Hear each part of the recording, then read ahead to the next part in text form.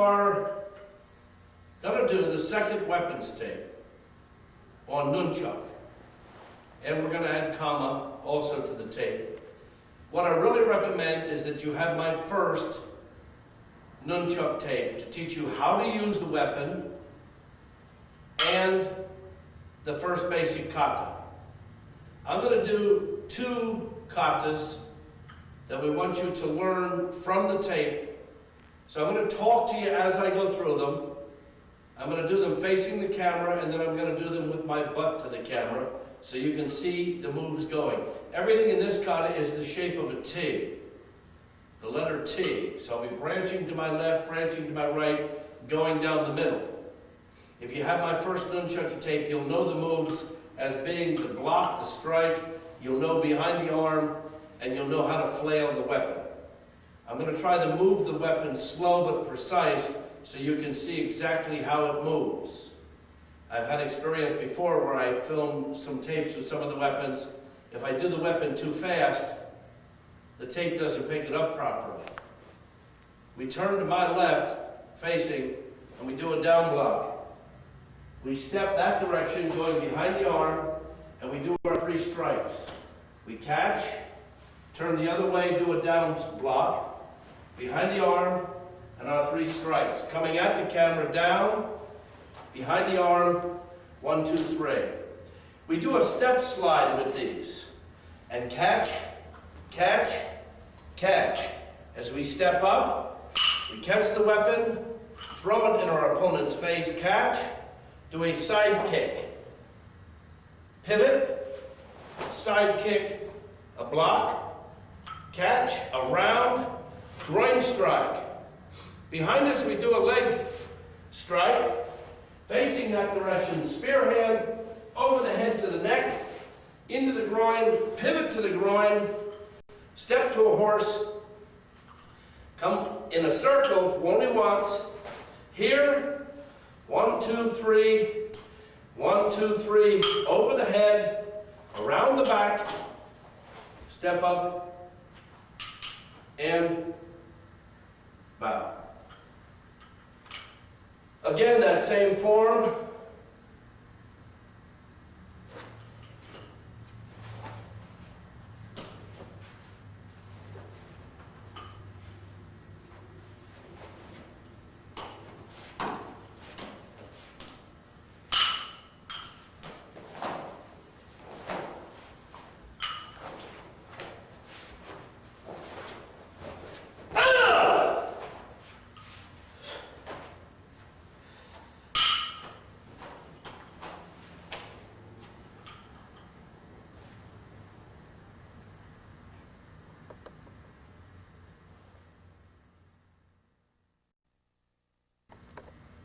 So you can learn the Nunchuck kata.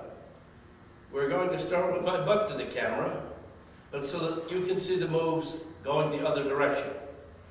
I might adjust the stance because I have a curtain behind me, but if you're going to do the stances, you follow the first or the second time I did the kata.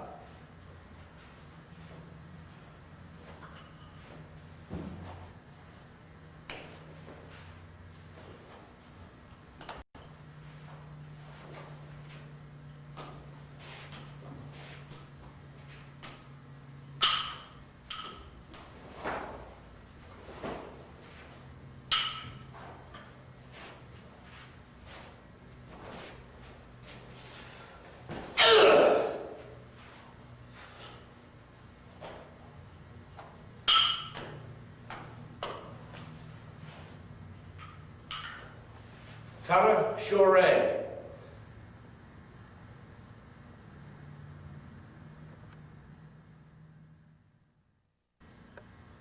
Some of the katas that we did, especially the Nunchuck kata, not too sure whether they even had a name.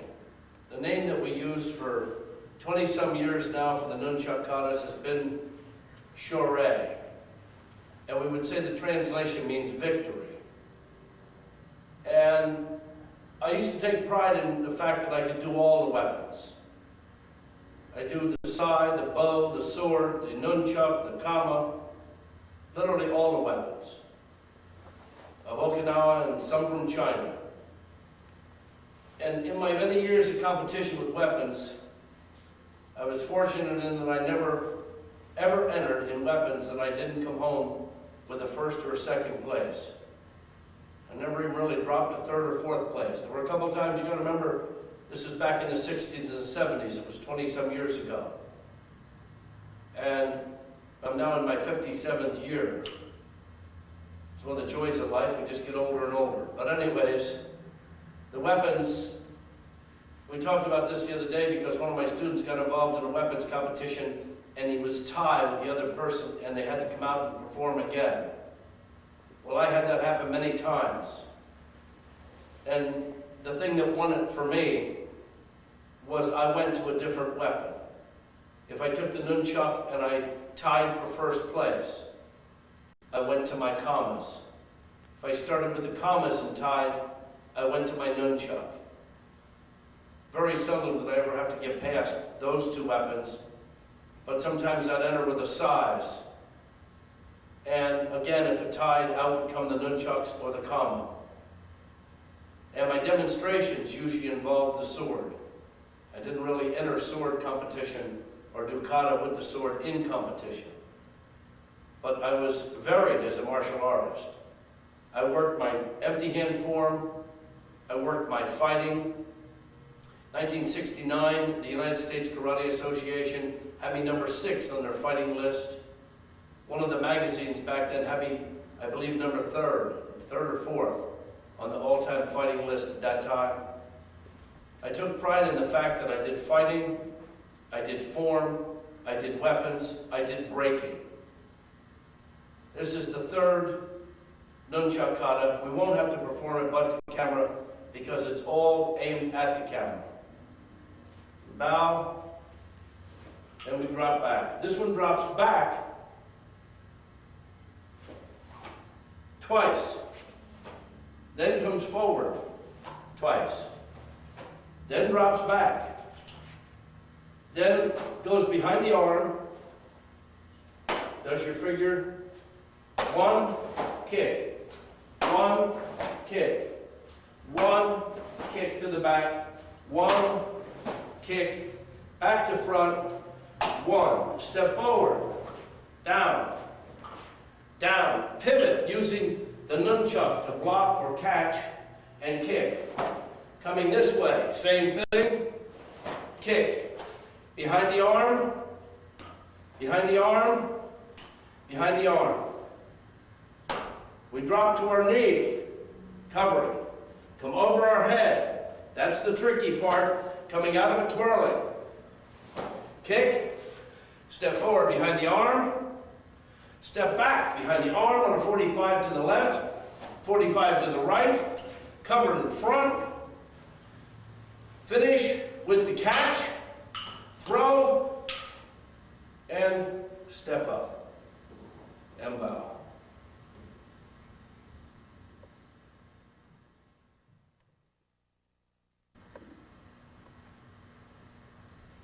This weapon is called the kama.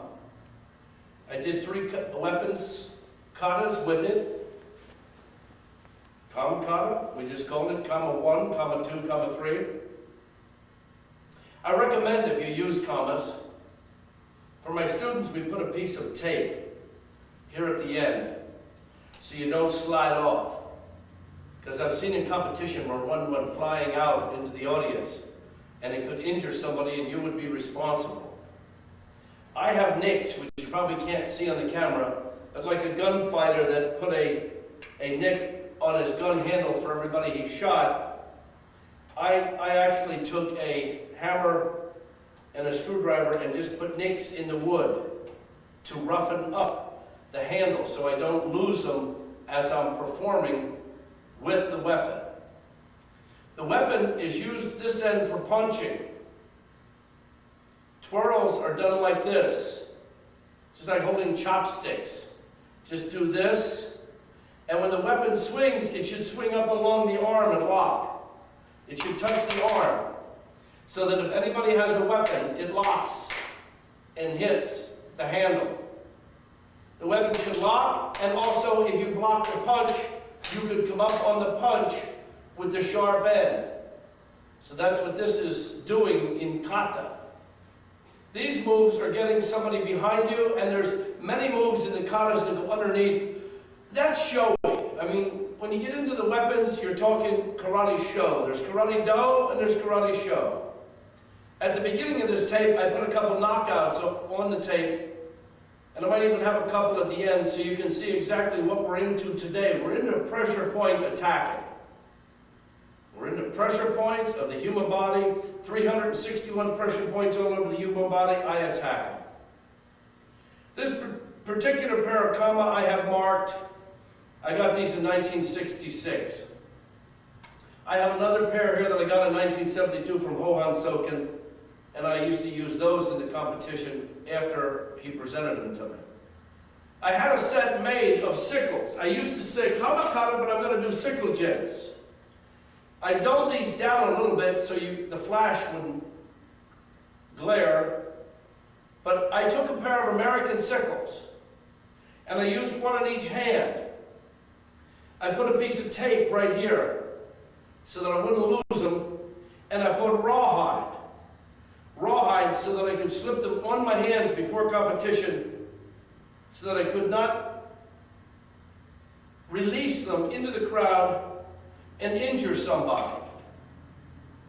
This is what I won my trophies with. This is what I was famous for. My sickles or sickle jits, as I would do the particular moves of the kata, they could see this, but yet I had the rawhide twisted so that I would not lose it. This is my original set of sickles. I took them to a blacksmith and had the crease straightened out. A pair of American sickles have an L shape in them, and I had a blacksmith take that out on both of them and retemper them. And then I had them chrome plated for competition and my initials cut in, and this particular set is marked 1965 George Dillman. And this is what I used when I was in the competition, and they could see the moves vividly coming through as I did these kind of moves in the competition. They could see the weapon going. I actually did a television show in Hagerstown, Maryland back in the 60s with these sickles, and when we were finished the television show, I had to reshoot the entire show because I had moved the sickles so fast that the camera was nothing but a blur, a glare from the studio lights caught off them. To practice the sickles are dangerous, because I tell you, if you're practicing with a weapon and you're not paying attention, the one that's going to get injured is you. So you should spend a lot of time doing just this, pivoting the weapon. Pivoting and then pivoting from the outside, that you come along your forearm, as close to your forearm as you can.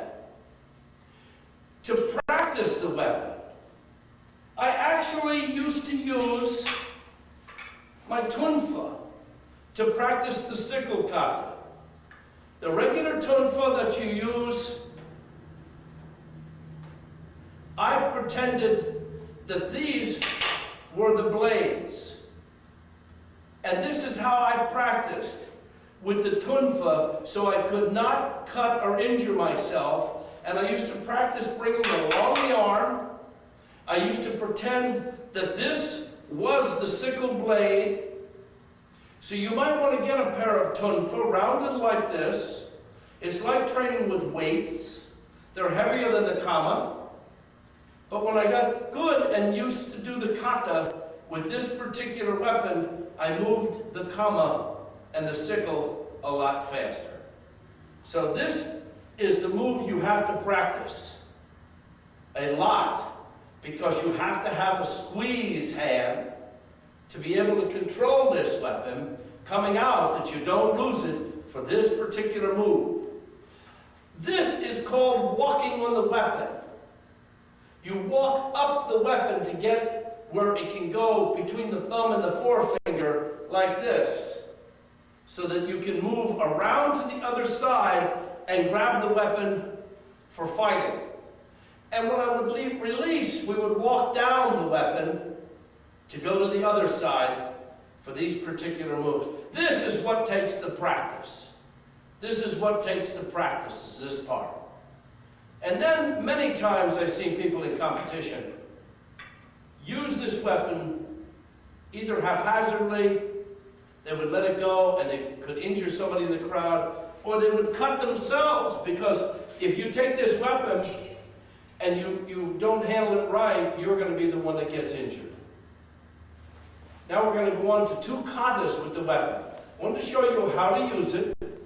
I'll talk you through 2 forms with the kama. I hope that you take the time to learn them properly and get good and showy. I waited until this time in my career to even put these weapons on tape. I don't know what it was, because I haven't competed since 1972.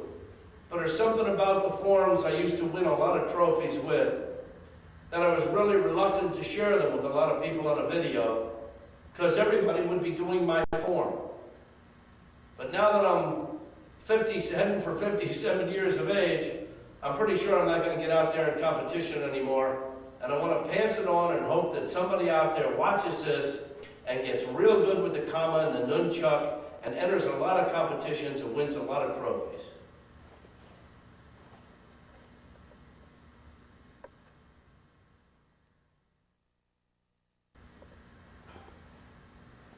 The story was that they used to use the kama in the rice fields. In fact, we actually seen people in Japan, when we toured Japan not too long ago, using this particular weapon out in the field. The long handle is to feed the rice in for cutting. And then we heard stories how they would use this weapon for self-defense. I know that in 1972, at age 83, I saw Hohan Soken use this weapon. In fact, he gave me a pair, and he gave me the pair of tunfa that I just showed you. He brought them over as a gift to the United States for me. But he was good at throwing this weapon. They also do this weapon called kusari kama, where they have a long chain or string tied to the hand, and they throw the weapon. Practice.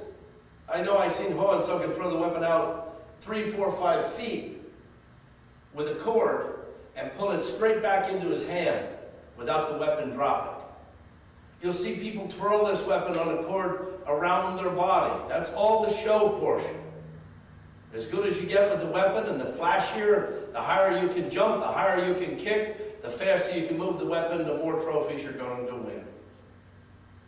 This is the first kama kata that I did in competition. Step back. You're going to go off to a 45, but aim to the 45. Blocking. Step over here, 45, aiming to the 45. You're going to turn to your left and punch, punch, kick, punch. You're going to turn to your right, punch, punch, kick, punch. You're going to drop back, blocking, come forward in a rear stance, covering above the head, twirling just this weapon around the head for a stick, coming in for a collarbone stick with a kick. Going to go fold the weapon and go off on a 45, punch, punch, kick, punch, 45, punch, punch, kick, punch. Go out to a horse stance, coming with the weapon like this, hitting someone in the leg that's attacking. Looking, going behind you, this hand will block. This will catch in the collarbone. You'll go back into a cat stance. The weapon is this way right now to the rear. You're going to cross, throw a kick, get him in the throat, coming underneath the groin. It's a flashy move. Underneath. Throwing as many of those as you want. Coming like this as you come out of it. Covering above the head. Dropping to the side. Coming up. Covering the body. Dropping to the side. Blocking above the head. Dropping down to the thighs, sticking them in. Supposedly, you stuck him in the thighs, and he's doubling over. That cuts off the head. First, kata.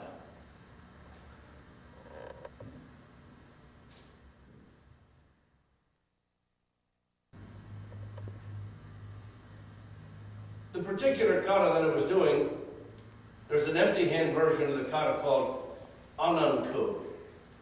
O-N-U-N-C-U-E, Onunku. Very popular Okinawan form. I did it with the kama to learn how to use them to naturally get better in competition. So you could announce it kata Onunku with kama, or you could just say kama kata 1.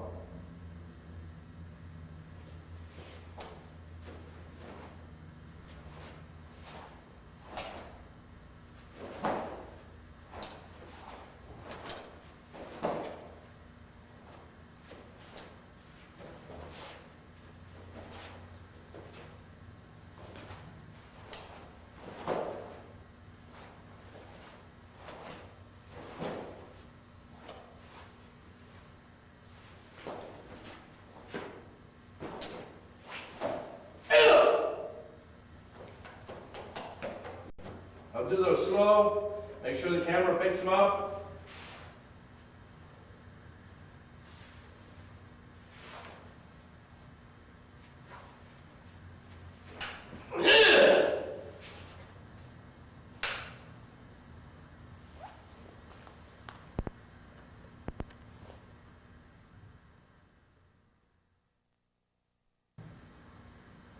This one of all of them was my favorite. This is the one I won the most trophies with because it had a lot of flashy moves coming around the body and coming around the body, and a lot of moves where I would throw a kick. And in my days of competition, not today, but in my days of competition, I used to try to throw my kick that my toe would only be maybe a quarter inch away from my sickle blade.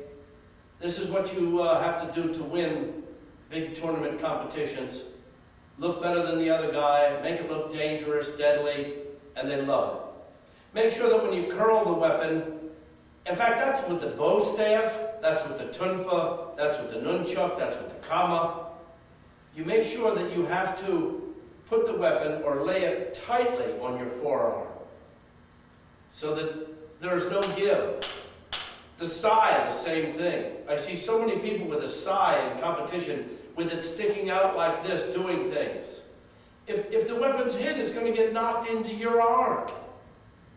And you're going to take the shock. All the weapons, when they fold, should fold tightly to the forearm.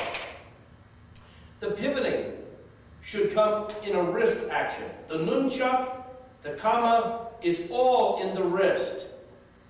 As close as you can bring it to your own arm as you move that weapon. The closest you can let it drop, bring it around, fold. You should practice this over and over so you have it in one motion to stick. So if you tried to grab my weapon, I would let it fold and come over top and get you. That's how the weapon works.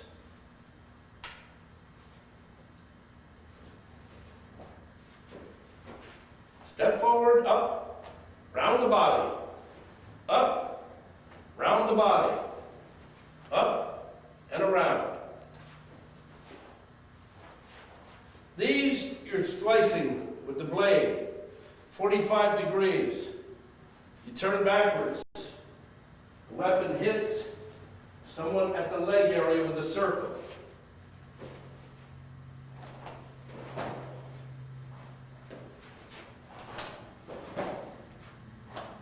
You 45 in the neck. Over the head to the other 45. Kick. Come here. You go forward in a horse stance, drawing circles around the body, dropping back, catching, simulating pulling the person in, coming up and over, sticking them in the collarbone, kicking, and again, head cuts off as you step up.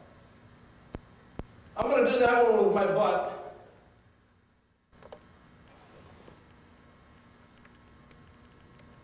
I'm going to do this kata butt to camera so you can see the moves going the back direction. So just keep in mind the way you see the kata is the way it would be, and the 45 is off to that 45, and when I come back with the over the head, it's to my left 45 and to my right 45 with these moves that I do the kick. So I'm to pivot to the 45s and then go to my left wall for these under the groin moves.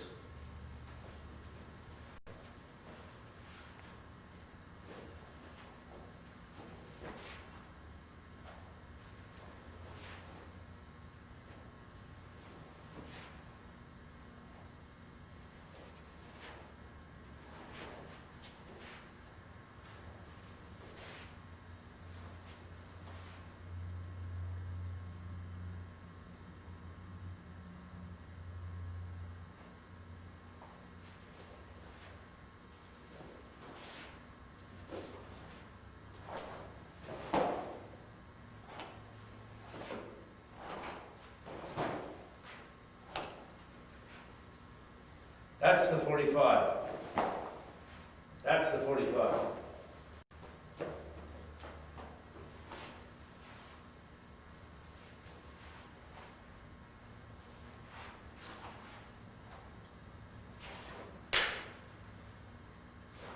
Then notice that little stick behind you, and then up and over for the collarbone.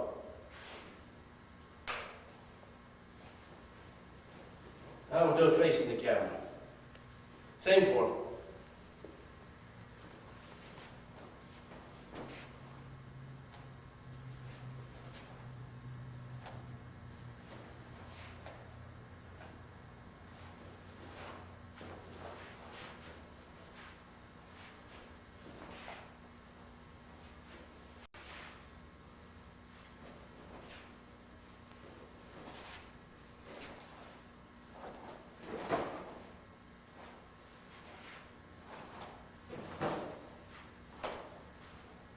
That should come around and go in the neck with a kick. That should go in the collarbone with a kick.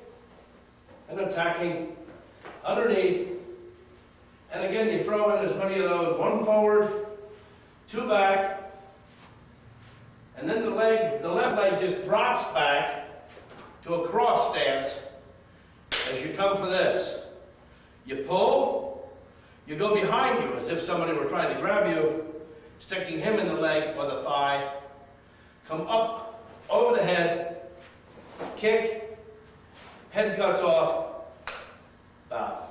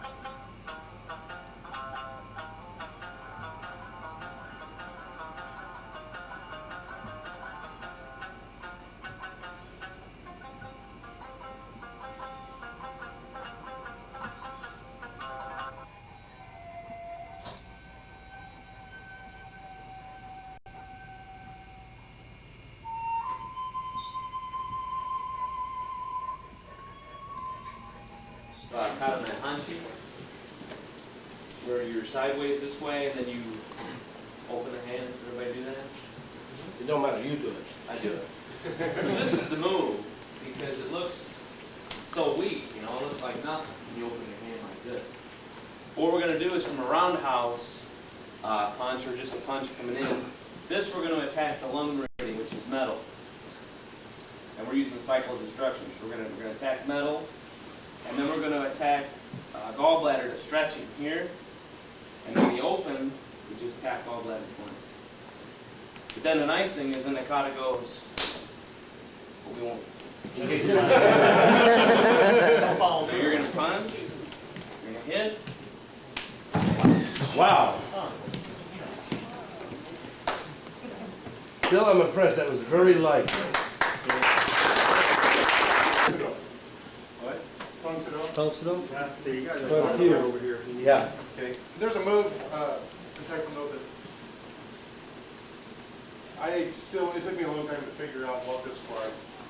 And I actually figured this out off of the show Kung Fu. You can learn by watching TV. There's a point. There's things on the head up in the gallbladder region. And he walked up one day, he had a guy grab onto him, and all he does is he grabs the guy and goes, boom, and then he lays him down and walks away. But he always has his famous palm heel strike in the chest. And then he walks off. I started playing with that, and then it dawned on me, in Taekwondo, they have a move that they come in, they go here, here, boom, boom, boom. And they do it up here. Because it's short, I'm working on it. You're good. I found that, go ahead and grab on, and keep your jaw shut for me. I'll go slow the first time, then we'll do it. If I take the hand and I go back, it moves him back, but if I pull forward, we'll start buckling the knees. The twist here gets him to buckle the knee. The next one is one here, you reach back, grab the hair, pull tight, and tap the jaw. Normally you're supposed to go boom. I wouldn't do that. I'm a nice guy, he'd probably smack you because it's not good. One, keep your teeth together tight.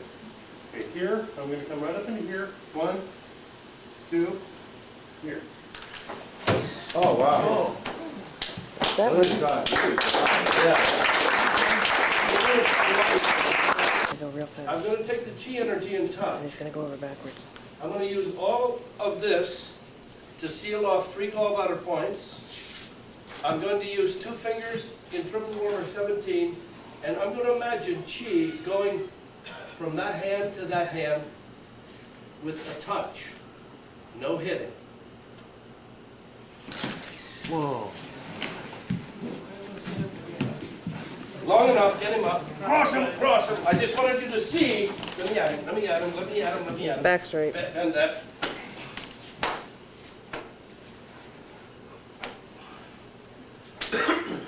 Volunteer. He's going to tell you what he's going to do and how he's going to do it, and then walk through it. Okay, a lot anymore has been said about ground fighting, takedowns, that sort of thing, and lots of the stuff they're closing in and doing this. If you work with high school collegiate wrestlers, they try to take you down that way. And this is one we came up with. Tracy, if you'll just walk through with your right shoulder, hit me low, lower. Like you're trying to grab his legs. Yeah, Take him just down. like that. Okay, what I'm going to do is grab, okay, come on up, Like Dr. Spock. and yin yang. Okay. I'm going to grab right into the trapezius muscle here. Point here, and this part of my hand on the back side, just pinching. And then there's a place, if you get your charts out, ladder 38, it's along the middle of the scapula here, right in the middle. Okay. The chi that Master Dillman was talking about, we're just going to get it with. Okay? Come in slow once, and I want to show them what's, and then second time we'll do it. Okay? Here, a little higher. Grab around. And try to grab the legs and you want to take him down. Yeah, just like trying to tackle him. Okay? Bam. Okay? Ma'am, Yes, sir. over a little. Ma'am. Let everybody see he's out. Just say, there you go. Now play back. Get his back straight. Get his back straight. Oh, that was beautiful. Thank you. Beautiful. That was very nice.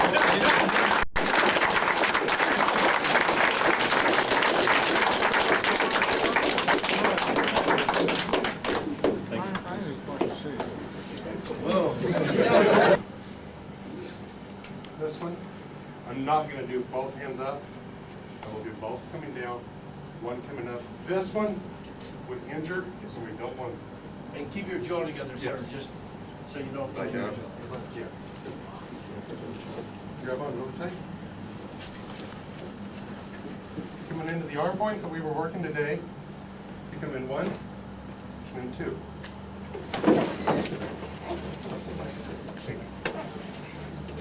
Get his back straight. Let that energy back.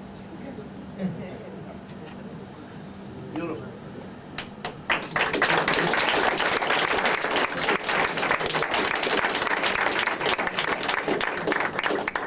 Notice, that's what I was just gonna say, notice how big and strong, that's what he had to learn to do was lighten back, because he's a very powerful man, as you can see.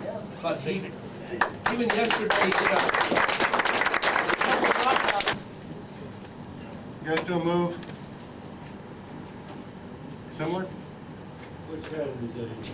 don't worry about it now. Yeah. Get questions afterwards.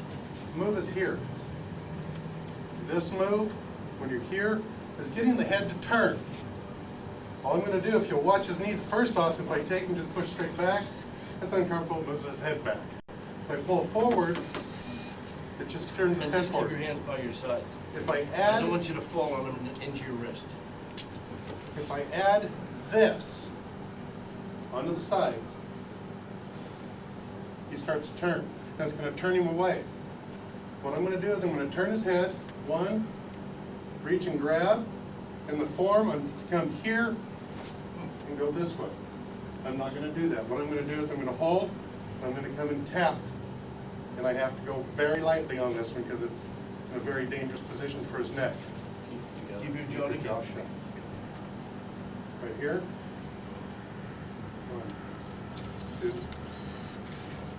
Off. Down and then a little. Down and then a little bit off.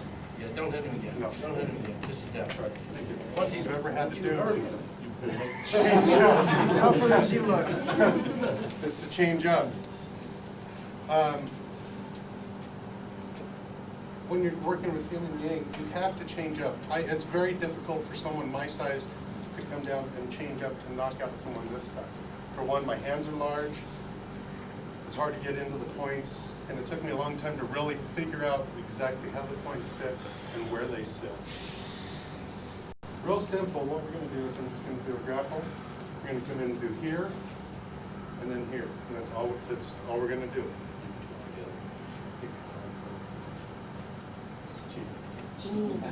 One, two.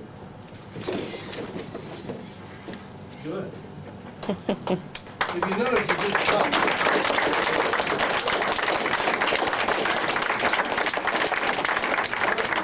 I actually don't like to do that to women. No, I just. And the size of him and her. Yeah, sit down. You guys, well, you can't kneel. She's gonna go like a log. Yeah. The hand is going to seal those 3 points that I was doing earlier. And this one's going to touch up in here. This one's going to touch here. And seal.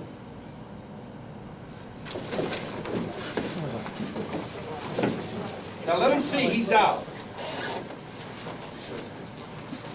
Let him drop. Let him bring him up, bring him up, bring him up, bring him up, bring him up, bring him up. You gotta get him back. You gotta get him back.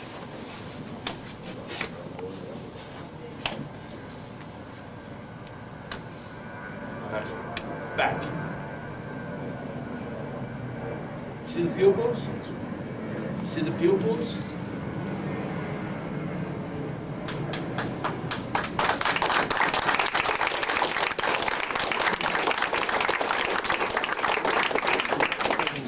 Just sit here for a minute. They sometimes go deeper that way than the hits. But there was no strike then. I know, I touched. I said it's a touch knockout. I understand this, but how can you touch knockout? It's an energy knockout. The G tape. I get a big explanation. We're gonna finish.